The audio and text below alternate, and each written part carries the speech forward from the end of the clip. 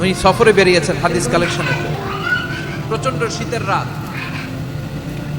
উনি মাগরিবের নামাজ, এশারের নামাজ পড়ে একটা মসজিদে শুয়ে পড়লেন, আর শুয়ে শুয়ে হাদিস পড়তেছেন। কি পড়তেছেন? কথা বলেন।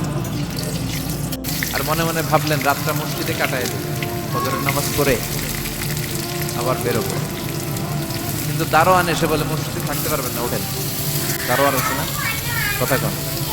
আহমদ ইবনে হাম্বল বললেন, আমি কিন্তু রাতটা থাকতে চাই, আমি তো ফজরেরও মুসল্লি, ফজর নামাজ পড়বো তো এই মসজিদে, আমার থাকতে দাও। দারোয়ান তো দেয় না, কেনা মসজিদে থাকার জায়গা না, যান মিয়া। উনি যে আহমদ ইবনে হাম্বল এটা চিনে নাই, থাকতে দেয়। কি করবে এখন? উনি কাঁথা গুছিয়ে হাদিসের কিতাব নিয়ে কাঁধের মধ্যে ব্যাগ নিয়ে মসজিদ থেকে বেরোয় গেলেন। কি আর করবেন, প্রচন্ড শীত, আর কাঁপতেছেন, বুড়ো মানুষ।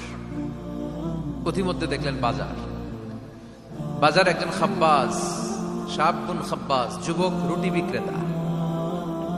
সে রুটি বিক্রি করে, চুলার মধ্যে রুটি সেকে। সে যে সালাম দিল, আসসালামু আলাইকুম। যুবক বলে, ওয়ালাইকুম আসসালাম। আহমদ ইবনে হাম্বল বলে, যুবক, আমার যাওয়ার জায়গা নেই, সফরে বেরিয়েছি, খুব শীতে কষ্ট পাচ্ছি, রাতে যদি তোমার এই চুলা থেকে একটু আগুন পোহাই, কোনো সমস্যা? যুবক বলে, না না, সমস্যা না, আহলান ওয়া সাহলান, বসে আমদের আসেন আসেন, আপনি আগুন পোহাইলে আমার সমস্যা কি? সুবহানাল্লাহ পড়েন। আল্লাহ শুকরিয়া করে উনি বসলেন আর আগুন পোহাচ্ছেন। আর খেয়াল করলেন যুবক রুটি বানায় আর পরে আস্তাগফিরুল্লাহ, রুটির দলা বানায় পরে আস্তাগফিরুল্লাহ, খামির বানায় আর পরে আস্তাগফিরুল্লাহ, রুটি নিয়ে উনুনের ভিতরে চুলার ভিতরে সেকা দেয় আর পরে আস্তাগফিরুল্লাহ।